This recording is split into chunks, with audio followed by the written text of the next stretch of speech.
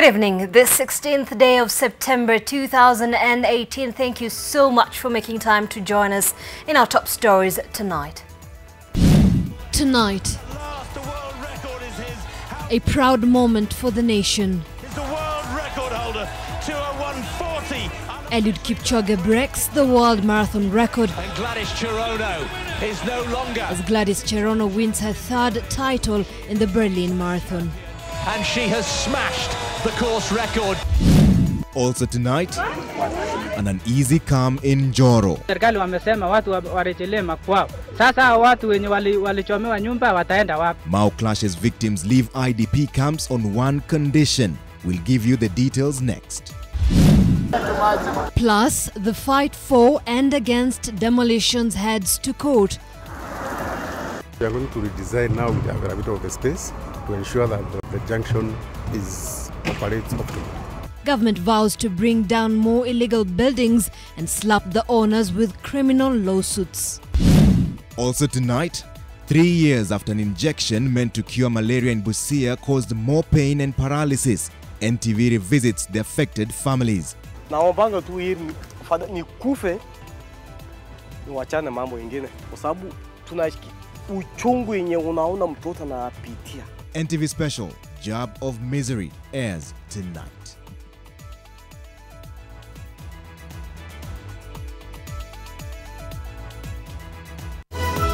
NTV Weekend Edition with Trevor Ombija and Zeynab Ismail. Thank you so much for tuning in. Our sign language interpreter tonight is David Agondoa on a day with these absolutely breathtaking moments in Berlin as Kenya once again ruled the world. Glorious day for Kenyans as our gallant sports people once again made us all very proud. Indeed, Eliud Kipchoge and Gladys Cherono flew Kenya's flag high with historic wins in the Berlin Marathon. And Warothe Kiru is here with the details. Warothe. Yes, Zeynab, it was a brilliant run by a brilliant athlete. They call him the greatest marathoner who's just run the greatest marathon. Eliud Kipchoge's run was near perfect, and he did write his name into marathon history. And let me just tell you about that. And Eliud Kipchoge, dubbed the greatest marathoner ever, ran arguably the greatest marathon ever, clocking 2 hours, 1 minute, 39 seconds to smash Dennis Kimeto's 4-year-old world record by 78 seconds and become the first man ever to run under 2 hours, 2 minutes. Compatriot Gladys Cherono aced the women's race, setting a course record of 2 hours, 18 minutes and 11 seconds as she won the Berlin Marathon for a third time. This record will last for a long, long time unless he improves it himself.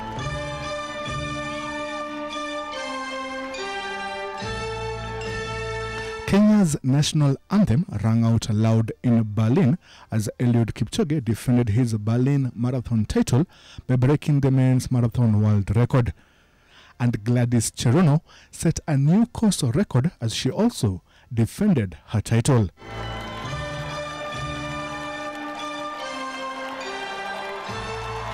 It was a historic day as Kipchoge wrote his name into marathon history by clocking 2 hours, 1 minute, 39 seconds to smash the previous record of 2 hours, 2 minutes, 57 seconds set by Dennis Kimeto in 2014. Raises a sprint on those magical legs, and at last the world record is his. How fitting is this? The Olympic champion is the world record holder. 2:01:40 unofficially there for Eliud Kipchoge. Kipchoge led a Kenyan 1-2-3 as Amos Kipruto and Wilson Kipsang completed the podium places. And history has been made in Berlin 2018. But I had to believe and I was really ready to go Berlin. I had to push by my own. I always say Berlin forever. I will come back next year. History was also made in the women's race as Gladys Cherono won the Berlin Marathon for a third time in a course record time of 2 hours, 18 minutes, 11 seconds, which is 1 minute, 14 seconds better than the previous course record. And Gladys Cherono is no longer a two-time champion in Berlin.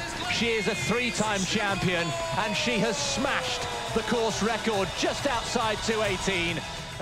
My target was to break the course record of today, to run under 2:19, my personal best, and also to run 2:17, but the last 2K was really hard for me. I was so exhausted, and I am happy to run my personal best today. Ethiopians Ruti Aga and Tronish Dibaba placed second and third, with Kenyan Edna Kiplagat fourth. Kipchoge has dominated marathon racing since making his debut in Hamburg in 2013 after a successful track career, and he has now won 10 of 11 marathons he has run. Incidentally, in the only marathon he lost, Wilson Kipsang set the world record in 2013 in Berlin. Warote Kiru, NTV. He goes to celebrate with is his coach. And that's beautiful to behold. And the man that Eliud Kipchoge is hugging right there is Patrick Sang, who has been with him since Eliud Kipchoge started his athletics journey. And that is what I want to talk about. And Eliud Kipchoge has been representing Kenya for quite a while now. And his athletics journey began all the way back in 2002 when he was fifth in the World Cross Country Championship as a junior. And that's all of 16 years ago. And 1 year later, he won gold at the World Cross Country Championship, and among the people he beat as he won gold was Kenenisa Bekele, who went ahead to also become track great. And onto his World Championship record, because he also was a very, very great track runner. And 2003, 5,000 meters gold in the Paris Championship. And then 4 years later, he got silver in the Osaka Championships. And then thereafter, he went on to the Olympics. And his Olympic record is also quite something to behold. And you notice bronze, silver, then gold. Bronze medal in 5,000 meters again as the 2014 Athens Games. And then silver medal in the 5,000 meters in the 2008 Beijing Olympics, and finally a gold medal in marathon at the Rio 2016 Games. And let me just tell you about this gap right here. When Eliud wanted to make it 3 World Olympic medals for 5,000 meters, he missed the chance to represent Kenya at the one of the chances to represent Kenya. And once he missed that, he switched over to the marathon, and his marathon record is something to behold. His debut was in 2013, clocked 2 hours, 5 minutes and 30 seconds, and that was in Hamburg Marathon. And here's an amazing statistic. He has won 10 of the 11 marathons he has run so far, and his only loss was second place as Kipsang. That's Wilson Kipsang won actually set the world record in 2013, and right now his record stands at 9 straight wins in marathon running. So quite a hero, and it hasn't come overnight. It has come over a long period of time, and we celebrate Eliud Kipchoge. And as Eliud Kipchoge and Gladys Cherono ruled the streets of Berlin, thousands of residents in the North Rift region assembled in various counties to witness the Kenyan athletic greats making history. And as Gabriel Kudaka reports, Kipchoge's win was a source of great pride for his family and a huge return on investment for his sponsors, Isuzu. As early as 9:30 a.m. Sunday morning, Eldoret residents were already gathering at the town's CBD to follow the Berlin Marathon on a mega screen mounted by the county government. In Nandi County, residents converged at the Ministry of Sports grounds, while in Elgeyo Marakwet County, marathon fanatics congregated at Keelu Resort, some of them already predicting the lowering of the world record. Jana tumejaribu kuangalia vile anga iko, tukaona itakuwa mzuri kwa sababu degrees itakuwa ni mzuri, humid haitakuwa, so rekodi inaweza enda. Na tunatarajia Eliud Kipchoge ashinde na tunapatia ushindi. As Eliud Kipchoge took an early lead, crossing the 21-kilometer mark within the world record time, his fans were glued to the screens, hoping for the very best. At the Click Resort in Eldoret town, Kipchoge's wife Grace Sugut, who was accompanied by their 3 children, could not hide her joy after her husband's splendid performance. Nimefurahia sana kwa sababu amefanya mema. I'm very proud of him. Yeah, world record kwa tumetarajia, but si kwa minutes, kwa masekunde. Yeye ni mtu mnyenyekevu sana.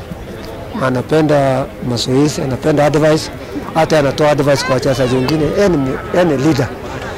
This year's Berlin Marathon Viewathon event attracted a lot of corporates, including Bank of Africa and KRA, sponsoring the fans to enjoy the marathon. This as Isuzu promised to reward Kipchoge, who is the brand ambassador, for setting a new world record. We're also looking forward to meeting Eliud once he comes back. We promised him that if he breaks the world record, we shall give him a brand new Isuzu D-Max double cab pickup, and we shall be delighted and very excited to do that to him when he comes. Kipchoge clocked 2 hours, 1 minute and 39 seconds to break the world marathon record set by fellow Kenyan Dennis Kimeto in 2014, while Cherono set a new course record of 2 hours, 18 minutes and 11 seconds to defend her title. Gabriel Kudaka, NTV.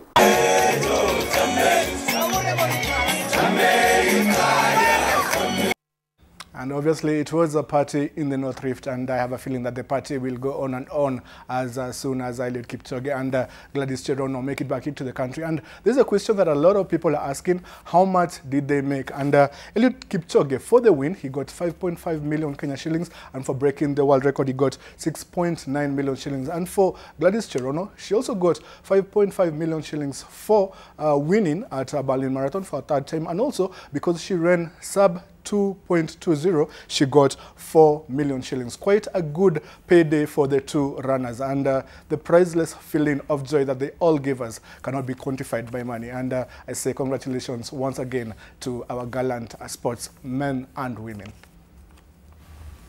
All hail the marathon king. And you know what surprises me, Zeynab, is how simple they are. Very simple. They don't make a big deal out of it. And even after crossing the line, after running for 2 hours and 1 minute straight, he still had the energy to go on. It seemed like he could still take another lap and come back and still win. I mean, fantastic, outstanding. But you know, one other thing that actually caught my attention was the pay. I mean, will you be there to welcome the millionaires back into the country? I could use that kind of money. All right. 5 million and 7 million in bonus, that works just fine. Indeed. All right, let's take a look at other stories making headlines. On the multi-agency task force that is overseeing the recovery and reconstruction of buildings in Nairobi County has warned that those found encroaching on road reserves and riparian land will be held criminally liable. Well, Kenya Urban Roads Authority, Kenya Pipeline Company and the Kenya Railways Corporation are among state agencies that have lost thousands of acres to illegal buildings. NTV Seth Olale updates us on the recovery journey that is being highlighted by demolition of illegal structures in the capital. Part of the condemned Airgate Center caved in during the second day of demolitions, dominated by sounds of the bulldozers. The demolition activity drew a huge crowd of people who watched from a distance. Police were forced to yet again chase away youth groups who attempted to collect building material from the rubble of the demolition site, despite the fact that the exercise was still ongoing.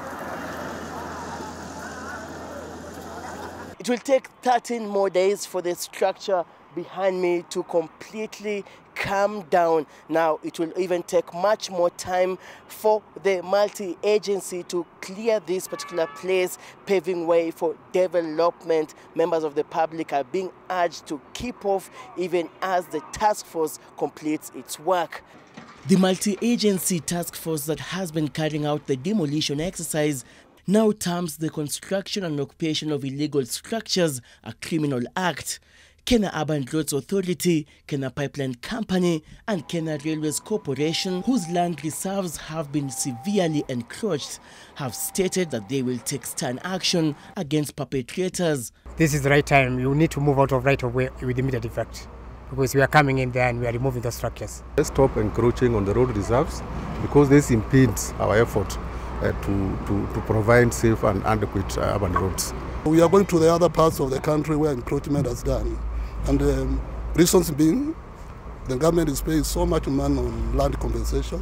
The multi-agency that brings together various state authorities in collaboration with the Nairobi County government is being spearheaded by the Nairobi Regeneration Team that has been tasked with restoring the capital's former glory. Seth Olale, NTV. Well, here's something else Kenyans have been talking about. Opinion is split on the direction the National Assembly membership will take come Tuesday afternoon when the House convenes for a special sitting. MPs are torn between supporting the President's recommendations as urged by their party leaders both in the ruling party and the opposition alliance, or standing by their earlier statements that doing away with the 16% VAT in an effort to reduce the tax burden on Kenyans. Some members insist they will shoot down the President's recommendations and are proposing reducing sacrifices on the Big Four agenda to save Kenyans from more taxation. NTV's political affairs reporter Kennedy Mureithi with the details. The chair has explained something. Tuesday's National Assembly afternoon sitting is expected to be a stormy one if comments made publicly by MPs are anything to go by. The special sitting called to discuss amendments proposed by President Uhuru Kenyatta in his memorandum on the 2018 finance bill is likely to test the allegiance of the MPs to their political party bosses, as some seem to be speaking from different scripts. The Jubilee Party has called a parliamentary group meeting on Tuesday morning in State House before the sitting as it seeks to whip its members into speaking a common language and siding with the party leader's position. The National Super Alliance parties have not yet given a strong indication on whether they will hold a parliamentary group meeting either Monday or Tuesday, but leaders of the individual parties that make up the alliance have voiced support for President Kenyatta's recommendations. Serikali iliweka ile ushuru ya juu ya 16 na Wakenya walisema hawawezi kumudu haya. Sasa imepunguzwa. Sasa mpira imerudi kwa bunge. Members of the NASA are charting their own way, with some, mainly first-time MPs, said to be marshalling support to shoot down the President's recommendations. The minority leader in the National Assembly, John Mbadi, has twice said he would also rally members to reject the amendments. The people of Kenya will again look up to their MPs to see if they are thinking the way they are thinking. And if the MPs now abandon them, that will be very unfortunate. Now the only recourse that people of Kenya have will be to go to the streets. Right now, Kenyans have just finished hardly a year of very, very hard hitting and hardline politics. The country needed a bit of time. I would have expected that the president said that fair enough, your memorandum is saying up to 2020, but bring it back and say that start this from the year 2019 so that to allow this country to be able to build itself. Kitu inatouch kwa mama, mafuta, unga, wachana kuweka tax. The Jubilee Party parliamentary group also promises to be a riveting one, especially now that they have not met in a while as a party. The last time a PG was scheduled, it was shelved owing to serious underlying tensions that members said could only be resolved at a party retreat. These issues still remain unresolved, and some members who have spoken to NTV say the PG would be a waste of time. The mention by the President of a proposal to reduce Parliament's allocation has also not gone down well with the legislators. But I'm also against cutting off the CDF and the money for National Government Affirmative Action Fund. That is the money that gets to our people. If we do not have enough money, let us drop one of the agendas. We have the 4 agenda, we can drop one. The required numbers to shoot down presidential recommendations in the National Assembly stand at 233 members. The members of Parliament now agitating for this shoot-down are employing different persuasive methods in an effort to make sure that these recommendations do not pass in the House. Kennedy Mureithi, NTV in Nairobi County. Now that subject forms the question of the day, and we're asking you tonight, should MPs approve President Uhuru Kenyatta's proposed amendments to the finance bill imposing 8% VAT on petroleum products? I'll take that question again. Should MPs approve the 8% VAT on petroleum products as recommended by President Uhuru Kenyatta? Well, you can send your feedback on Twitter at NTV Kenya, at Zeynab Ismail with the ZEY, and at Trevor Ombija. You can also text 20686, tell us us where you're texting from and your name as well. We'll sample some of your views during this program. That text to 20686 is absolutely free of charge. We'd like to know what you think. Should the MPs approve the 8% VAT on petroleum products as recommended by President Uhuru Kenyatta? We'll sample some of your views just in a few minutes from now. But away from that, 19 children from Overcomers Children's Home have been given out to families after a section of the institution was demolished on Friday. Now 12 boys are still sleeping in a building that was spared. 104 children from the neighboring slums get their meals from the institution. NTV's Sharon Baranga reports. These children have known this place as home for years. But last Friday, it ceased to be. This is what used to be Overcomers Children's Home along Magadi Road. The home was demolished to pave way for the expansion of the road. Even when I was introducing this to those I found, they were not understanding. I showed them a notice of vacation as per our agreement with Kenya, which had not expired. We were still within the framework of the time we were to be here. There are big buildings here we know. They are our friends who have got notices. You have not touched them. Kindly, what we are requesting, allow even 2 days, we can remove all these things from here. It was not possible. The institution is home to 135 children. Out of these, 15 are KCPE candidates. The people in charge of the institution say since the home was started, 610 children have gone through it. Sasa hivi ile niko nasikia vibaya sana, lakini naomba tu Mungu atusaidie mali na tutapata tu mahali.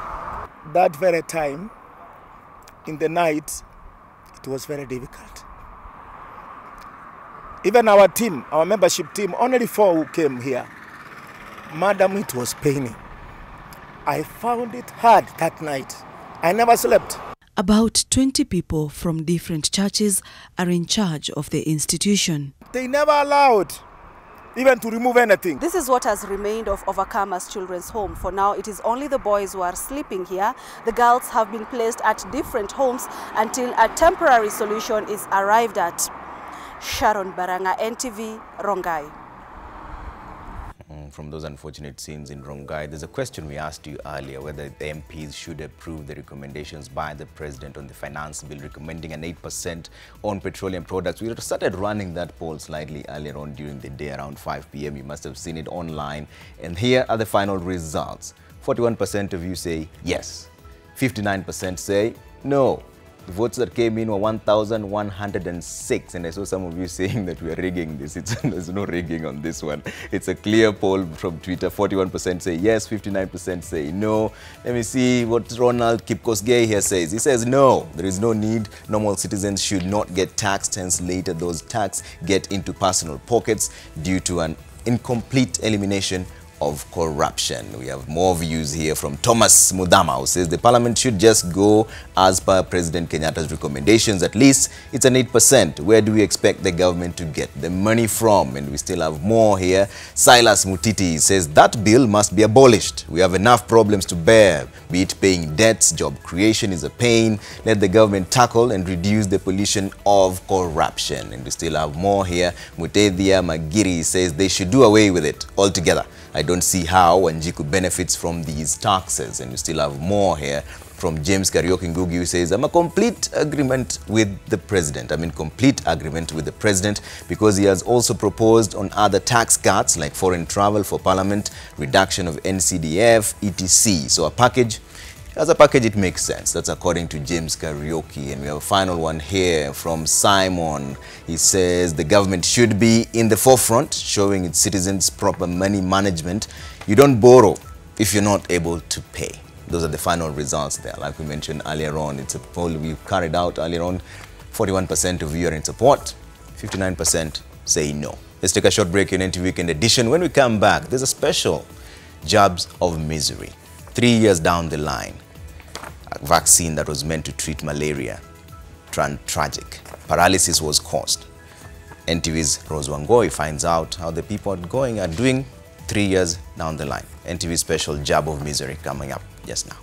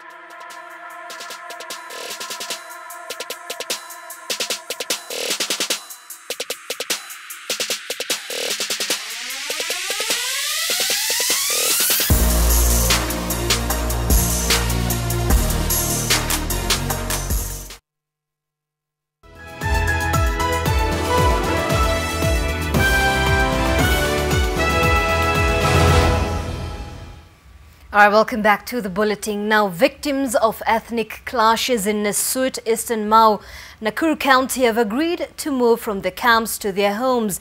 They are, however, urging the government to assure them of their security. They have been living in the camps since the attacks started last on Wednesday. They pack their belongings ready to go back to their homes, most of them unsure about whether they'll find their houses still standing. Serikali wamesema watu warejelee makwao. Sasa watu wenye walichomewa nyumba wataenda wapi? Mahindi ziliteketea huko, nguo zote ziliteketea, kila kitu iliteketea. Sasa tunauliza usaidizi kwa serikali. Tumekaa hapa na wasiwasi nyingi, hata hatuna amani kabisa. Hata angalau tunasema tunarejea manyumba zetu kwa sababu bado tunasikia bado wako kwa mahindi sasa. Sasa unaogopa hata ukienda nyumbani unaenda unarudi. The camps are located in schools, and since students are expected back to school tomorrow, victims of the ethnic clashes have been strongly encouraged to leave. The only option being to move back to their homes from where they had come. Tulikuwa tumekubaliana ya kwamba tunataka amani.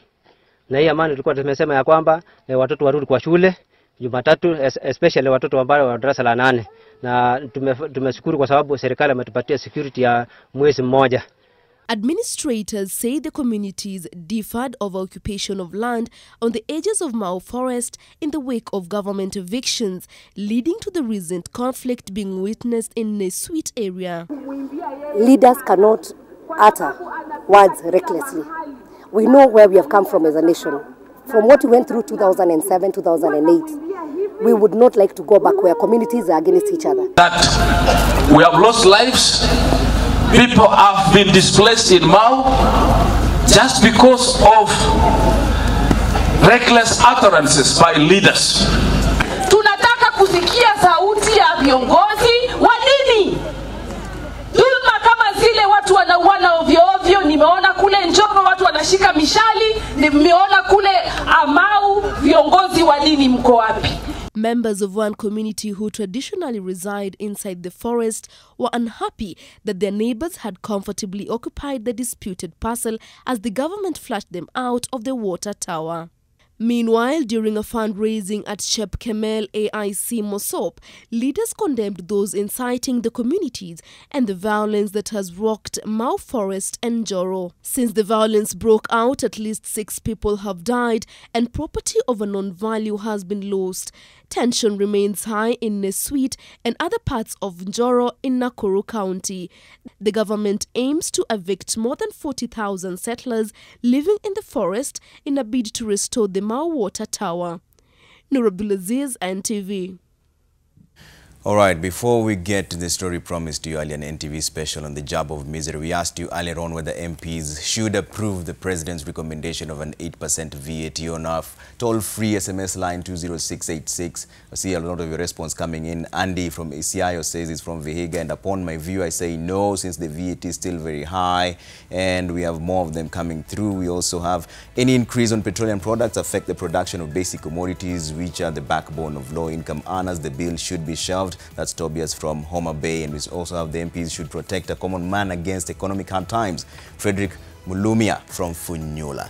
We'll get more of your opinion on that particular subject. But for now, here's one other thing we want you to chip in and let us know what you think. In July 2015, the plight of 28 children who became paralyzed after an injection to treat malaria at a Kichele-Sit dispensary in Teso North, Busia County, came to the limelight. 3 years later, nothing much has happened to the affected children in terms of medication and compensation. NTV's Rose Wangoi traced some of the affected families to find out how they were doing and found that life for some has gone from bad to worse. Here's the story, Job of Misery.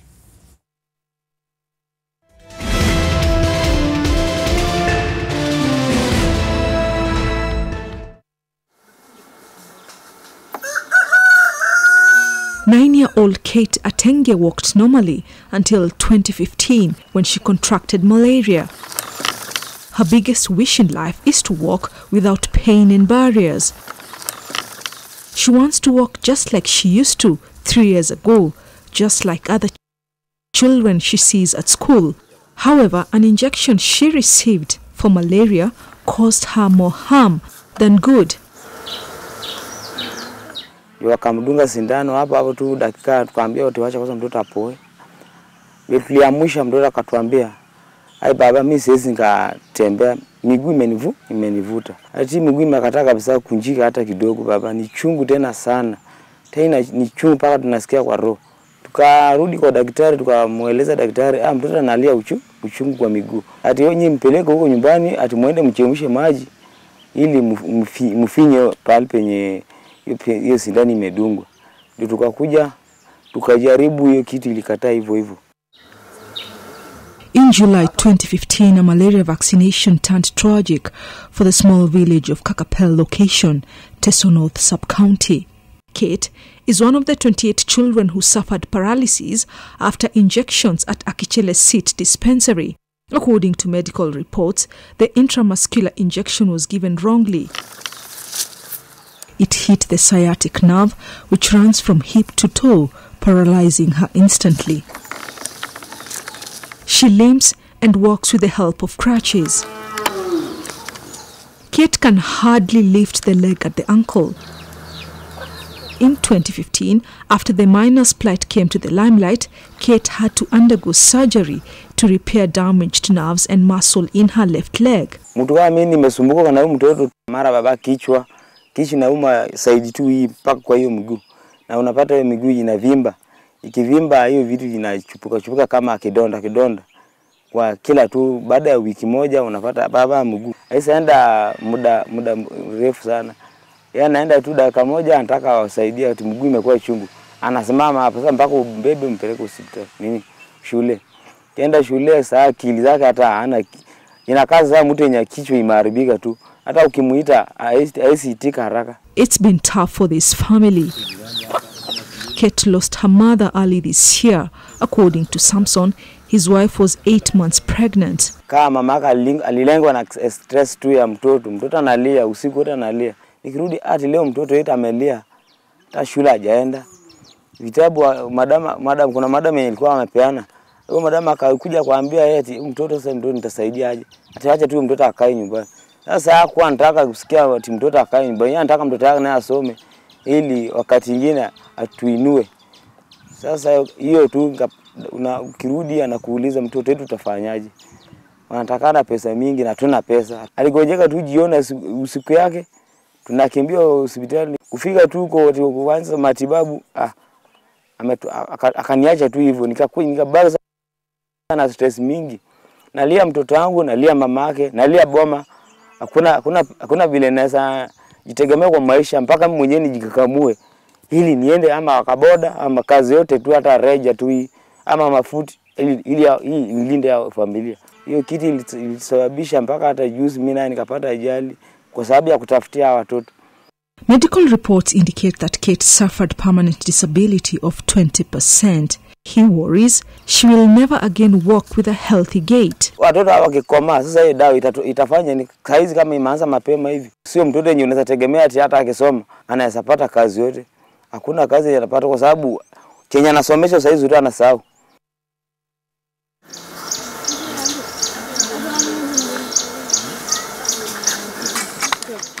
Mimi kama mzazi wake nasikia uchungu sana kwa sababu nilizaa kama hajalema.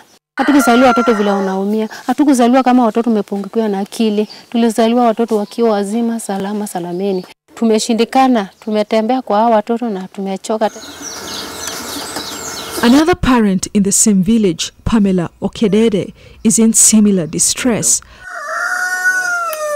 Zakaya Onyapidi started limping immediately he was injected on January 6th, 2015, supposedly to treat malaria. Mtoto alidunga shindano hapo na hapo akaanguka chini, nikasema daktari ni nini kubaya? Nikaanza kuwasa vile kitabu yangu imebaki nyuma. Kaniambia wewe beba mtoto nje apumzike. Nilipokaa nje mtoto anaendelea tu mguu itaki kusimama, inabebwa tu. Nikasema sasa nitafanya nini? Now, Zakaya, who was once a bubbly, bright, football-loving boy, has been robbed of the ability to enjoy life as he knew it. The paralysis ended many of his opportunities to play football. He walks with a limp, dragging his foot along. Zakaya's right leg is fitted with an ankle-foot orthotic, a cock splint, to prevent him dragging the foot. Kama mimi kweli nimeona kama mtoto anasoroteka vibaya. Kweli yeye mguu huwezi kutembea mbali. Kutembea mbali utaona tu yeye anakaa chini na kuanguka paka waniite nikuje nimbebe. Na mkono ya kuandika ni hiyo tu affected leg. Huwa hiyo mkono inachoka hajiwezi kuandika. Na ina affect masikio yake, asikii vizuri. Na unapata hata jicho lake huwa anauma ndani. Tukasema what is this? Shule anaendanga saa zingine kwa wiki mara 2. Sana nikijikaza na beba ya mara 3. Na akifika kwa shuleni anashindwa kuandika. Mpaka inabidi nipate mtoto mwenye anaandikia notes, alafu alete hapo nyumbani ndio nianze kusomesha tena. Saa zingine nakosa hata transport natumianga tu kubeba yeye. Saa zingine nikipata fare na naita bodaboda wa pikipiki ndio anachukua kwa shule. Huwa naendanga hivyo. Bure anakaa nyumbani. Amerudi nyuma zaidi hata mwalimu ameniita juzi akasema sasa tunaelewa shida ya watoto pengine. Hii dawa ndio imechangikiwa watoto kurudi nyuma ama ni nini? According to medical reports, Zakaya sustained right sciatic nerve damage as a direct result of intramuscular injection. The injected medicine is said to have been quinine sulfate, which is quite toxic to the nerve tissue. Zakaya suffered permanent physical disability of 20%. He has foot drop. Foot drop is a muscular weakness paralysis that makes it difficult to lift the front part of the foot and toes. He has to wear a splint for the rest of his life. Huwa tunanyorosa tu miguu zao hivi na kunyorosa vidole. Na kunyorosa kuanzia tu paka hapa. Ndio unapata hata anaweza kulala. Otherwise hawezi kulala. Akilala Ni kazi yake ni kuinua hii mguu mpaka nawekee mahali awe juu. Anashinda kukaa, saa zingine yeye ni kulala. Akishinda kukaa hata kusimama jiwezi ni kulala. Na sana sana kichwa yake kuuma zaidi. Huwa ananiambia mama, kwa nini wewe ulinichukua Accident nikakuwa mlema? Akasema ati ungenichukua Malaba, haungenitunga shindani. Nikasema sio mapenzi yangu. Anaponiuliza hivyo nakosa hata hamu ya kukula nakosa kwa sababu mawazo kama hayo. Wewe mzazi utajibu namna gani?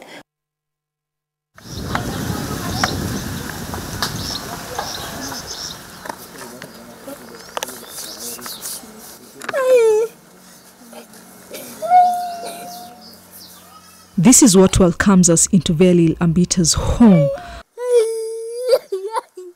Unspeakable pain. The pain 10-year-old Vili undergoes during massage sessions is very intense. Vili's right leg is partially paralyzed. She can no longer play with her friends like she did before she received that fateful injection on June 17th, 2015. Akianza kulia, mimi mwenyewe hata sitakange nikae hapo hivyo. Ashike fimbo aanze kutembea kama mtu mwenye amezaliwa akiwa mlemavu. Hata ingelikuwa ni wewe, ungefanya aje? Nancy says her daughter has been experiencing serious difficulties standing or walking and fears the paralysis could get worse. Kama atamaliza wiki moja, utashukuru Mungu. Akikwambia kichwa inauma, anza kujipanga kwa ajili ya kumkimbiza hospitali. Na la sivyo, usiku hamtalala. Kozio mguu ikianza kuuma, haitaki tena kukanyaga chini. Ukimnyorosha itachukua masaa, ndio sasa aanze kufanya nini? Kutembea. Kwa hiyo mguu inafimba, inashinda tu ikifimba kila mahali. Ukishika ni damu imekusanyika kila mahali. Mpaka vile utaanza kunyorosha ndio ianze kukimbia. Mguu ikikataa kutembea, mimi ubeba kwa mgongo mpaka shuleni. Na kimasomo msananga alikuwa very bright kwa shule. Lakini this time round mtoto amerudi nyuma mpaka hata walimu wanashangaa. Lakini juzi amekuwa mgonjwa. Alienda tu kufanya mtihani akakuwa namba 13. Na ni mtoto nilikuwa namtarajia katika maisha yake. Huku mwanzo mtoto alikuwa namba 1, namba 2. Lakini saizi mtoto ako nyuma. Sasa sielewi ni mtoto ambaye atanipea matunda ya meleni ama ni mtoto ambaye niko tu namlea kwa muda. Medical reports indicate that Vili suffered permanent physical disability of 20%. Mama ulinipeleka hospitali, kwa nini baada ya sisi kutoka na mimi nikafanyika hivi? Mimi nilikuwa nikitembea vizuri, wenzangu tukikimbia, mimi ningekuwa mwanariadha. Ningekuwa nikikimbia. Saizi mimi nikikimbia shuleni wenzangu wananicheka, kwa nini? Saa zingine akuulize, mama, huyo sister mwenye alinidunga hiyo sindano na ikafanyika vile mguu inaniuma mpaka saizi, baada akakichelesiti, ni swali gani kama hiyo utajibu mtoto? In order to avoid dragging her toes or tripping, Vili was fitted with a special shoe to support her while walking, but she has since outgrown it and is in dire need of a new one. Nancy is not alone in her woes. Sasa ingine mnakanga tu atafa heri naombanga tu heri ni kufe ni wachane mambo ingine kwa sababu tuna uchungu yenye unaona mtoto anapitia. Hata wewe unachunda hii nini? Utasema sasa hii mtoto iko namna gani? Ai, walifanya dawa ya serikali leta dawa gani? Huwezi si watoto. Since the deadly injection in 2015, 12-year-old Faustin Orukan is always in pain, his right leg bearing the brunt of that pain. Like the others affected by the vaccination, he suffers from foot drop. His life has changed for the worse. He rarely goes to school. He no longer plays with his peers. Mama yake alichukua mtoto kwa hospitali kutibu malaria. Na mama ukuja hapa nyumbani, mtoto akona fahamu tena. Hawezi hata kusema hawezi. Mpaka saa hii akitembea safari mrefu unakuta tu mtoto hii mguu imechoka na anguka tu kwa barabara. Anakaa tu, amekaa. Pengine anacheza mpira, anacheza nini, anafanya nini. Lakini kufika kwangu hii sasa, hiyo mambo yote hakuna tena. Tunateseka na hawa watoto. Na kila saa unasikia mtoto analia kichwa, kisungusungu iko hapo, na hiyo mguu vitu inatoka. Just like Zakaya Onyapidi, he drags his foot while walking, as the muscles that lift the foot up to be able to take a step are paralyzed. According to medical reports seen by NTV, Faustine has a permanent physical disability of 20%. Vidole wakati yenye natembea unagwarusa chini, vidole yote hakuna nguvu tena. Mtu anaweza toka hapa, ikifika hapo anaangukia hapo, hawezi tembea. Sasa inabidi wewe mzazi unaweka mgongo, sababu hapa hata baisikeli ukisema unasukuma ni shida. Ni shida. Tumepitia shida nyingine, hatujui hii shida ilikuwa kwetu peke yetu teso ama kuna mali nyingine ilikuwa hii shida. Akienda shuleni anaenda tu leo, kesho yake hataenda tena. Anaweza tembea tu kwa nyumba hapo, unaona tu anaanguka chini. Ikifika darasani akikaa hivi vile tumekaa hivi, unyorosa hii mguu kuamka hivi hapo, anaanguka chini. Unastukia mwalimu anakuja anapigia wewe simu, ai mtoto yako yuko hivi. Wewe kufika huko mtoto ako mbaya. Wewe kuchukua kwa hospitali ati tujaribu pale, hakuna matibabu, napeleka tena mali nyingine. Wewe unaenda sasa, uwezi kuacha mtu yako kufe, mtoto yako kufe. Hiyo maisha tumepitia maisha mingi. Hii kiatu walipeana Nairobi. Sasa saa hii kufika hiyo wakati paka saa hii, sasa akifaa saa hii kiatu haitoshana mguu yake. Mguu imekuwa mrefu kidogo.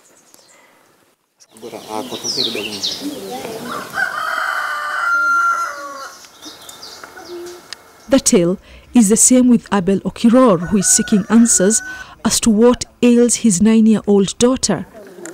Ever since Vivian Asere got the job, the girl can barely walk due to a weakness in her right leg. Her limb was slightly deformed after receiving a toxic jab on 15th May 2015. Nilipodungwa tu sindani, nikaona mguu wake na pooza kwa wakati huo. Siku ya pili nikarudi pale. Nikauliza tena, wakasema pana. Hiyo muendelee tu na maji. Maji moto uweke kwa chupa na unyorese mtoto. Na hali ya mtoto iliendelea namna hiyo, ikabadilika kabisa, kashinda kutembea. Father and daughter have been in and out of hospital without much help. Akianza kuhisi mguu hiyo kuuma na italia, kidogo nasikia imeshika mgongo, kidogo kichwa, kidogo naona mtoto anashikwa na barida na tetemeka. Hata ukifunika mablanketi ngapi, unastukia unaona damu inatoka tu kwa mapua. So akianza kutetemeka hivyo usiku, yani tutakesha usiku hiyo ni kulia tu. Tukiomba tu ipambauke, tupeleke tutafutie ngalao ama kwa private, kwa sababu hospitali hapa ya serikali ukipeleka huyu mtoto uambie tu waanze kueleza vile ugonjwa ilianza ya sindano, mtoto hata tibiwa. Mtaacha tu na mnawe mfukuzwe paka uende utafute private. Hata shule alimaliza mwaka moja kama hajaenda. Hata akienda kwa shule kwa wiki moja ataenda, wiki moja ako malazini. Na kwa shule kasi yake hata imerudi chini sana. Medical reports indicate that Vivian sustained right sciatic nerve damage after the toxic jab. She has a mild foot drop whereby she drags her right foot when she walks. Vivian too was using a special shoe to support her, but it does not fit anymore. She suffered a permanent physical disability of 20%.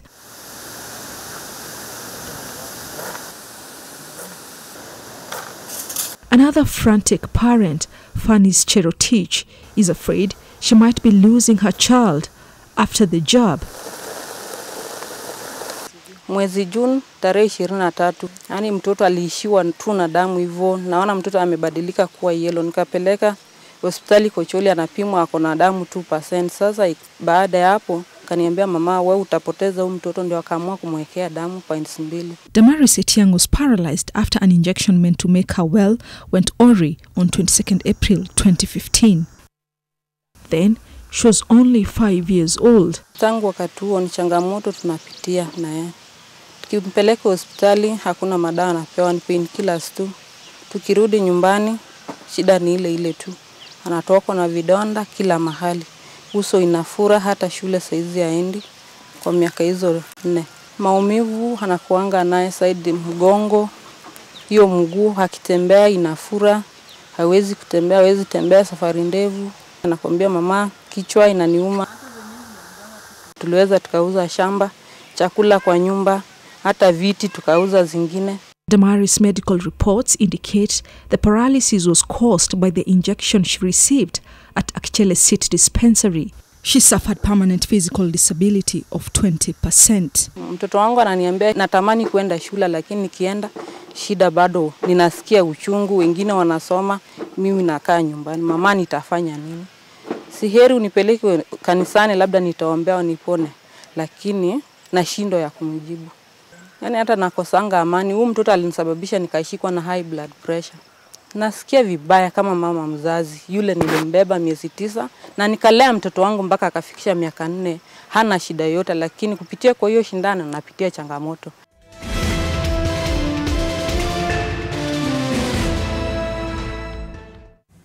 Well, absolutely touching scenes there, and Kenyans mostly on Twitter have reacted very angrily. I tried to get a few views here, and the hashtag they're using is Jab of Misery. I'll just read a few of them. Emmanuel says the story by Rose Wangoi, Jab of Misery, is really heartbreaking. Do we have disciplinary cause and compensation by the Ministry of Health for the permanent disability caused by responsible health practitioners? Valid question there, Emmanuel. And Franklin Temba here says it's sad seeing innocent kids suffering as a result of mistakes committed by people we put our trust on. Where did we go wrong as a country? And we have here Meru on Twitter, or Gengeti Tula, who says feeling helpless and at the same time furious watching Jab of Misery. Is this village part of Kenya? Where is the government? Read a few more here. Winnie Oscar says, my goodness, this story is heartbreaking. How can they be compensated? Relevant authorities like Ministry of Health and any other bodies, someone needs to take action. And we have Ben Marete who says the pain is all over the parents' face. The kids are really suffering such a sad reality. Who was the doctor who administered the injection? Someone should be held accountable. And we have Alube Frank, the last one, who says such a sad state and painful turn of events for the families. Someone should have taken responsibility and held accountable by now. Why does the government have this tendency of dragging on such pertinent matters? Part 2 of Jab of Misery is coming up right after the break. Keep your opinion coming, and your tweets, the hashtag we're using is Jab of Misery.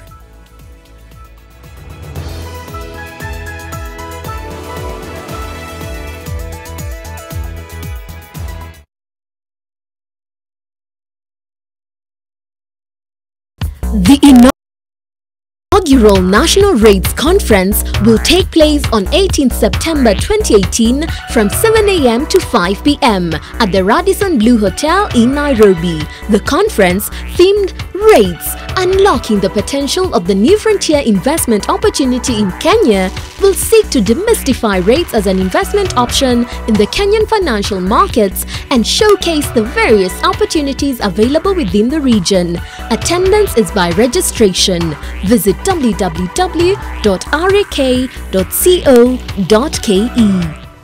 The Kenya National Commission for UNESCO welcomes you all to the 3rd edition of the National Cultural Celebrations to be held in the charming lakeside city of Kisumu. Get a chance to see Omeri, the legendary snake, and sample some of our country's best cultural performances, visual arts exhibition, an enchanting fashion show, fish fiesta, youth extravaganza, bonga night, and guided tours to local, national, and internationally recognized historical sites. And that's not all. The winners of this event will get a chance to exhibit the 4th Kenya Week in Paris, France. Visit us from the 19th to 23rd September 2018 at the Jomo Kenyatta Sports Ground, Kisumu, for this and much more. Our theme this year, enhancing national cohesion, identity, and pride. Entrance is free. Nairobi City County Government wishes to notify all residents and business owners who have defaulted on rates, fees, and charges due to Nairobi County to pay all outstanding dues before 26th of September 2018. This includes land rates, unified business permits, advertisements, rentals, liquor licenses, among others. On the lapse of this notice, the county government will initiate enforcement measures to recover all revenues due to the county, including penalties and interests. For any further arrangements or payment plans, please visit City Hall, room number 18 on the ground floor by 26th of September 2018.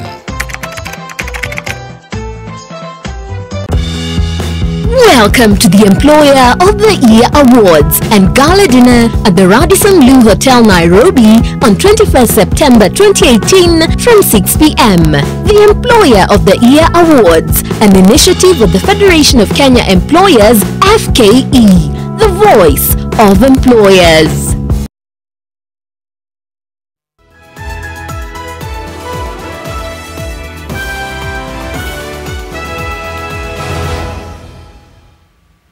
Indeed, a very heartbreaking story there you've seen on Jab of Misery. Let's take a look at part 2 of that report.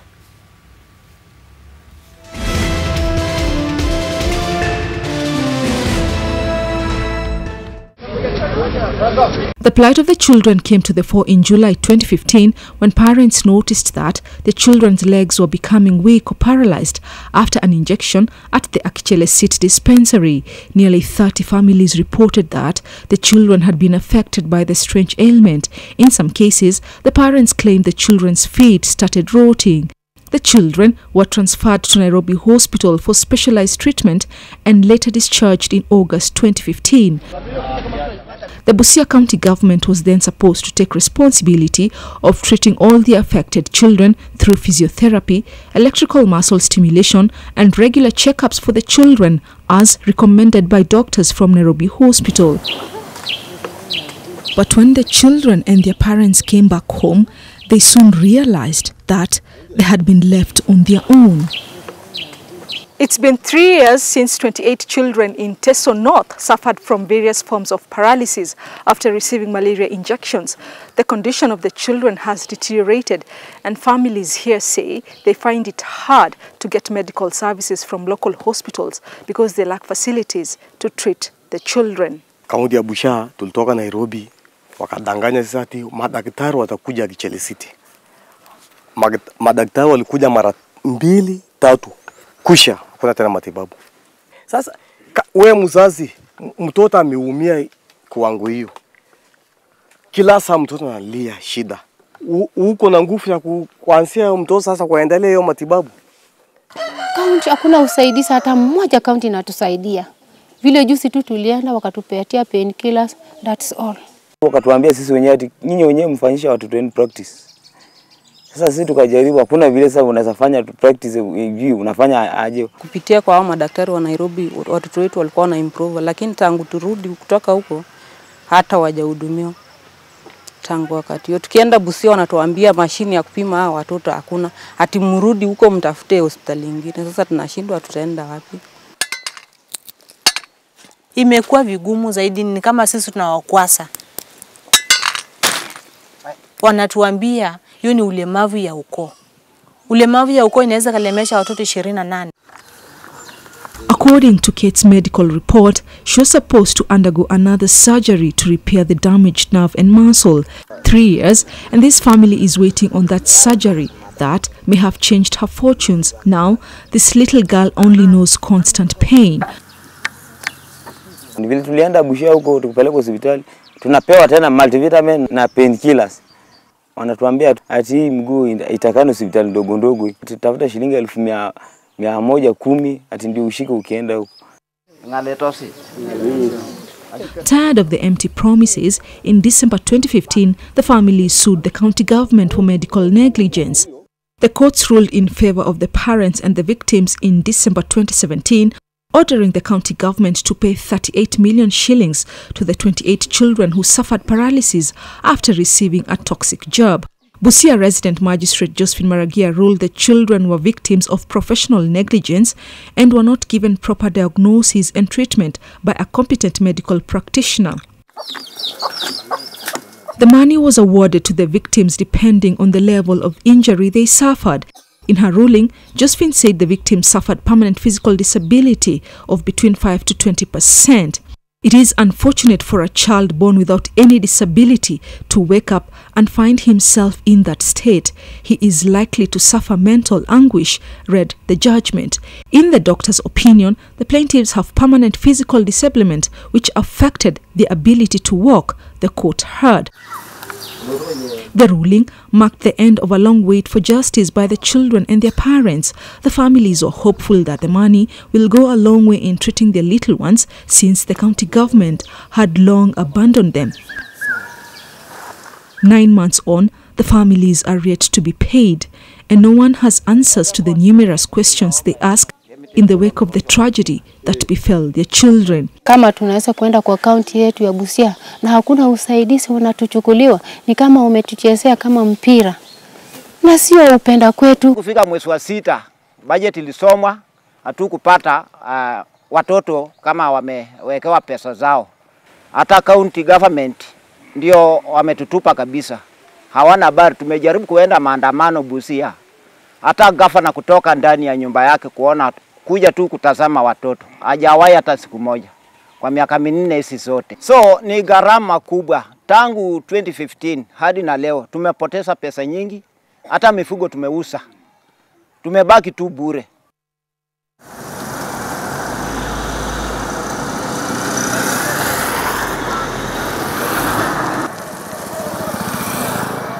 That's an allegation, and we let us emphasize it's an allegation. The issue was well publicized, and professional bodies came to investigate, both from the United Nations, the national government, and the NGO. To date, as we speak, none of these organizations have submitted a report indicating that it's this particular nurse who did it, which dates, and which drug she used on the kids. And I want to confirm to the whole world that the lady is still working, because we cannot punish her on the basis of allegations. Even if the courts passed, if they brought their rulings or orders, it would be very difficult to respect them, because on what basis even did the courts issue these orders? The truth of the matter is that we had medical reports from our own doctor. We examined these kids and found out that there was indeed medical malpractice. And this was involving sciatic nerve, which, as per the medical report, was very fatal. Actually, was very serious, to an extent that kids, most of the kids, got permanent disabilities. And even their own doctor, after examining the kids, he also established the same position, together with their own documents, which they had from their own dispensary, and the document from Nairobi Hospital, where the children were taken for physiotherapy. And that's the evidence that was given in court. And it's that evidence that the court relied on and came out with that outcome. So we strongly believe that, in our opinion, it's very callous and inhumane for the governor, the position he occupies, to come out and say that they cannot compensate these kids. All we know is that at the moment, the information we have is that the kids are going through a lot of trauma. And the pain that they have experienced, it is shame that the county government cannot compensate them.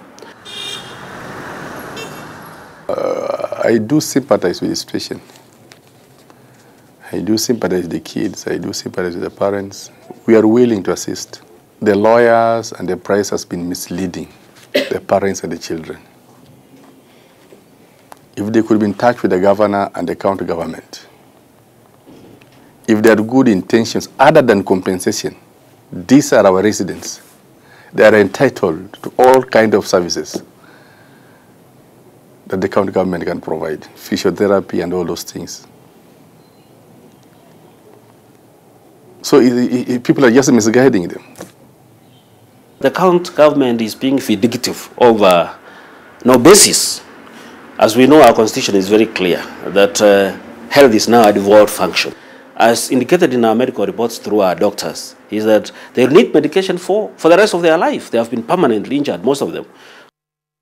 So they need to be taken care of. So for the county government to decline that because of these children going to court to sue, and on the basis of that judgment that they are now enemies, they cannot give them treatment, that's unconstitutional. In fact, they are violating the rights of the children. When they saw our demand as per the judgment, that's when they again made a proposal that if that sum can be reduced by 50%, which we found slightly abnormal, because there's no way you have a judgment from court and then somebody proposes now, I can only pay a half. In fact, it was like that they were threatening us that if we don't accept that a half, they may even take 20 years to compensate these people, because they will want to compensate them at their will.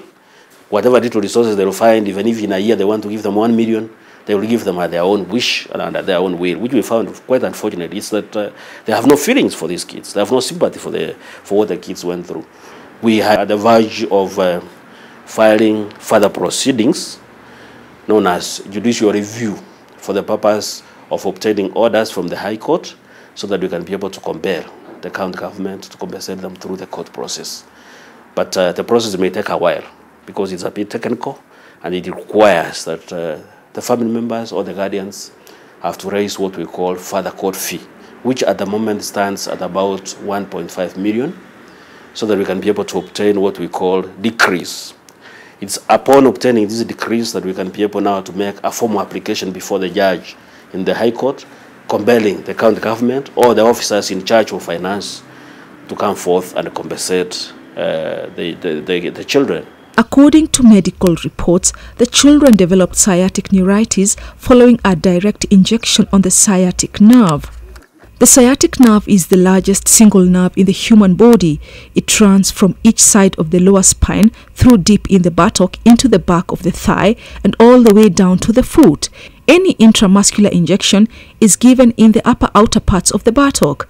When injected directly on the sciatic nerve, it leads to numbness of the affected leg. The injections were administered badly and hit the sciatic nerve, weakening it and causing muscle damage in the affected area.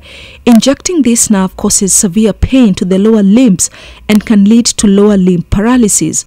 According to medical reports by Dr. M.S. Malik, who did assessment on the minors, out of the 28 children, 17 suffered permanent disabilities of between 5 to 20% after the toxic jab. The children have deformities ranging from paralysis of the legs and foot drop. Some of the children had paralysis of the right lower limb, while others had paralysis of the left lower limb.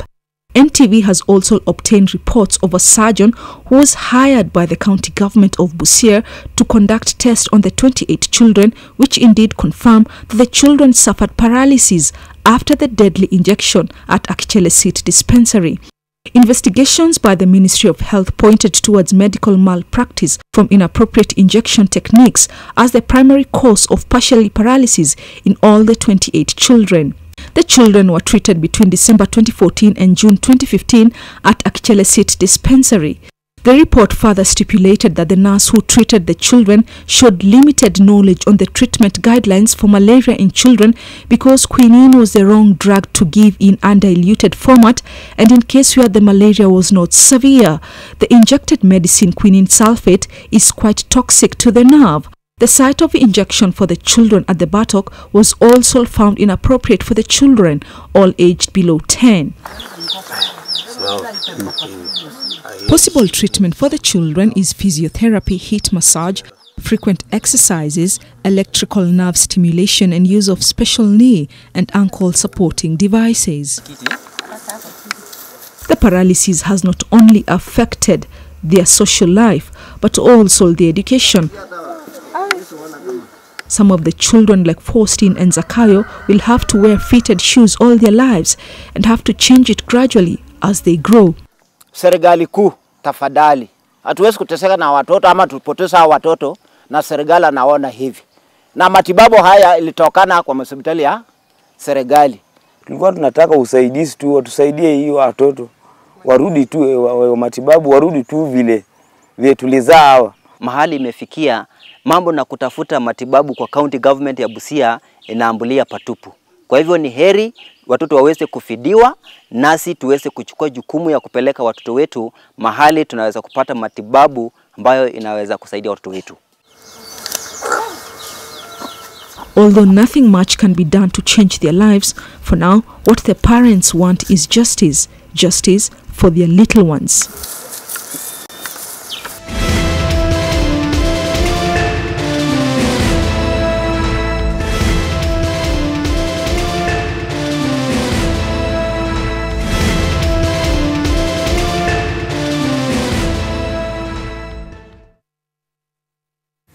Such painful scenes there, the jab of misery. In fact, I'm been lost for words. I'll just read your views here. The hashtag is jab of misery. Let's start with Khalid Kibet, who says, sad and an unfortunate story. County governments should employ more qualified health workers at dispensaries and health centers on permanent and pensionable terms to prevent quacks from having a field day. And we still have more here. Dr. Shadrach Mule says, the jab of misery. Is this happening in Kenya? Do we have leaders in Busia? Do we have a government in place? This pain is too much. Someone has to take responsibility. I demand compensation for these kids. That was recommended by the court, that it hasn't happened yet. Tony Naich says it's so painful to see innocent kids and families suffering because of some negligence. Those behind this ought to be brought to book and charged. And we have more here. Martha Karua here. She's Honorable Martha Karua. She's the former presidential candidate. She simply calls on Florence Mutua, who's the women rep for Busia, says jab of mystery, calls for your attention. And we have Hiram Maina, who says this is unfortunate. It pains and worries to see the kid's life affected and nothing much being done by the responsible state 3 years down the line. It's a high time we stand firm on such basic needs. And we have Eva Njawiani, says the responsibility lies squarely on the government through the Ministry of Health. It's extremely painful to see innocent children suffer that much and their progress in life impeded. We have Dami Daveria, who says a really painful ordeal this is. This is where we actually need a commission of inquiry to set the matters straight and bring justice to the kids and their parents as well. And lastly here we have Winnie Oscar, who says 38 million given to the 28 affected families as compensation. 9 months down the line, they haven't received a single cent. Who is holding that money? The burden now rests on the caregivers. It's too much to bear as a parent. Governor Ojamong, please look after your people. We'll sample some of the views at the end of this bulletin.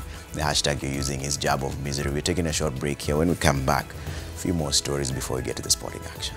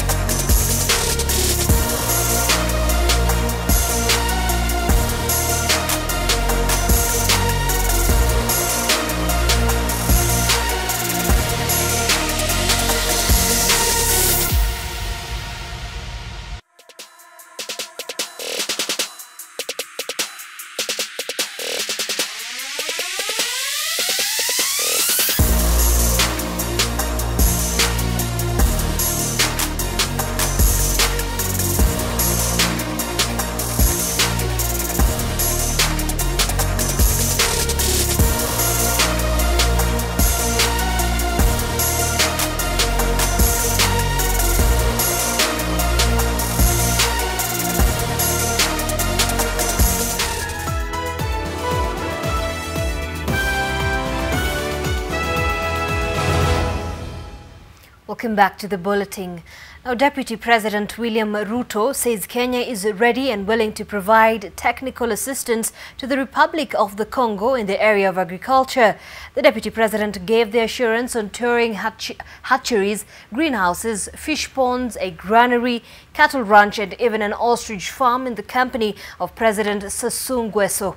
The DP, who has been on a three-day visit to the Central African nation, said it was imperative that the continent support each other's efforts in the area of agriculture in the interest of a food-secure future.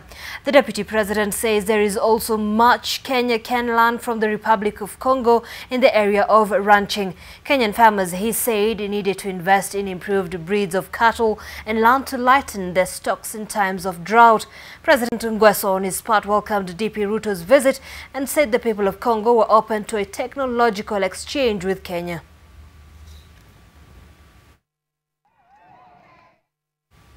All right, let's take a very short break here on NTV Weekend Edition. When we come back, Brian Otwal brings you all stories making headlines in the world of sports.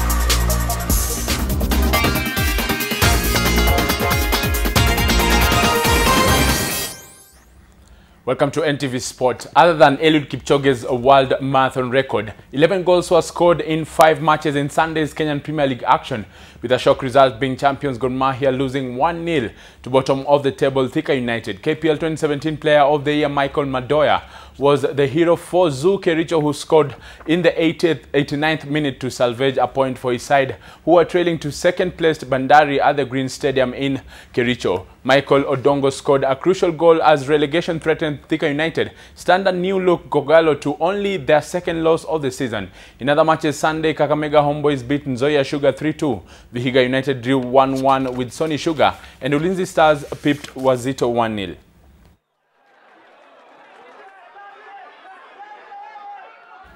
Homeboys RFC beat Kenya Harlequins 24-19 to win the Christie Sevens leg of the National Sevens Series, which was the icing on the cake to their National Sevens circuit win for a second time. Queens led 14-7 at the interval through Solomon Okia and Cyprian Kuto's tries, with Homeboys going over through Jeff Okwach's converted try. Johnston Olindi and Captain Leonard Mugaisi completed the DJ's comeback win. The DJs have secured their second National Series title after finishing with 122 points. Mwamba finished second overall with 102 points. KCB and Nakuru maintained their third and fourth slots with 94 and 80 points respectively, while Queens climbed on the last day to fifth with 70 points. Of course, we have Kenya Cup, and of course, I believe most of our players will be called in the national team. We wish them all the best and set for the next season. This performance and the attitude and everything, the hard work that the boys have been doing in sevens is just going to rub up on the 15th players, and we can get a good season. Kenya's top seeds Shil Kotecha, Shufa and Ismail Changawa will open the Britam Kenya Open Tennis Championship title campaigns at the Nairobi club as the tournament officially serves off, with the qualifiers concluding on Sunday. This as Western Stima bagged a win as the KPL promotion race takes shape in the National Super League. Western Stima saw off Nairobi City Stars 1-0 in a National Super League match played at the Moi Stadium in Kisumu to enhance their chances of promotion to the Kenyan Premier League. John Oruko scored the solitary goal, which now takes the Powermen Stallion at the helm of the table to 70 points, 7 ahead of second-placed KCB. In other matches, Sunday, Ushuru drew 0-0 with Kangemi All-Stars. FC Talanta drew 2-2 with GFE 105, while Modern Coast Rangers beat Kibera Black Stars 2-1. In the Kenya Hockey Union League matches, KCA University saw off CQ Union 2-1 in the Men's Premier League to extend their winning streak to 3 matches. 2016 champion Strathmore University educated Nakuru Club 2-1 in the other Men's Premier League match. Sliders thrashed Vikings 6-0 in the Women's Premier League match, while Multimedia University drew 1-1 with Wolverines in the other Women's Premier League match. Dedan Kimathi hammered TUK 4-0 in the Men's Super League clash. Kenya's Nicola Zawadi, Brian Madego and Raymond Kipruto booked their final slots for the Britam Kenya Open Tennis Championship, with the main tournament serving off at the Nairobi club joining a host of top seeds at the tournament. Madego won his men's singles clash against Elvis Kilonzo, while Kipruto thrashed Dennis Kiprono. In Monday's ties, Ismail Changawa will face Congo's Badi Mahugo, with his sister Shufa Changawa opening her campaign against Mailira Naivo. Elsewhere, Langata All-Stars are the champions of the Langata Grassroots Football Tournament after seeing off Embakasi All-Stars 2-0 at the Nairobi West Prison Grounds. Ali scored both goals in the tourney that seeks to bring together the people of the area of Langata and Embakasi. It is not only through employment that you get to earn a living, and it's through also nurturing talents and exposing them and giving them an opportunity, and this is what we want to do. And as I said, this is just the beginning. This is an opportunity that is going to keep the youth busy and curb matters in security. This is an opportunity that you never know in future where these youths might end. So as young MPs, it is an initiative that we will go on with. And Britain's Lewis Hamilton eased to victory from pole position at the Singapore Grand Prix as Mercedes driver extended his championship lead over the Ferrari's Sebastian Vettel to 40 points with 6 rounds remaining. Hamilton held off a mid-race challenge from Red Bull's Max Verstappen.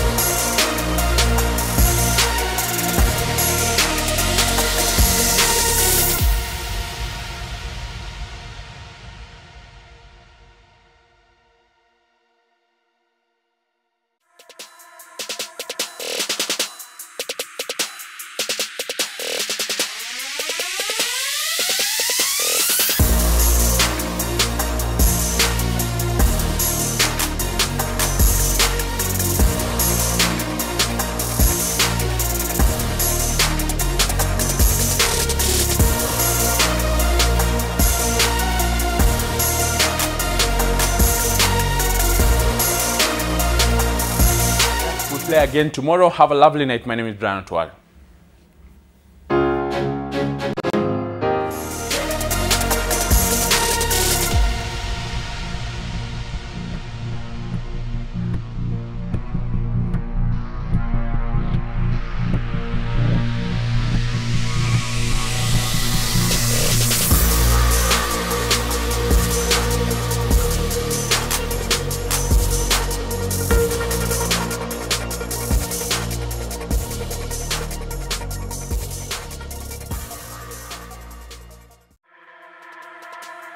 Close of our bulletin this evening, we had seen that special report by Rose Wangui on those 28 children, the plight of the parents in regards to the paralysis condition that they are now undergoing through that supposedly malaria injection. And we're receiving quite a number of reaction on our social media platform. It's quite saddening, Trevor. I mean, we do hope that the authorities can do something in regards to that story. Yeah, you know, Zeynab, that is one of the most painful stories I've ever had to sit through, and Kenyans are quite angry on Twitter as well. There's a lot of views coming through on the jabs of misery. We'll try and follow up as much as we can, even though the court had already ruled that they were supposed to be compensated. Nothing much has happened, but we will try and make sure something happens. It's all we can say for now. Name is Trevor Ombija. Always a pleasure having you with us. Special thanks to David Agondo. And my name is Zeynab Ismail. Good evening.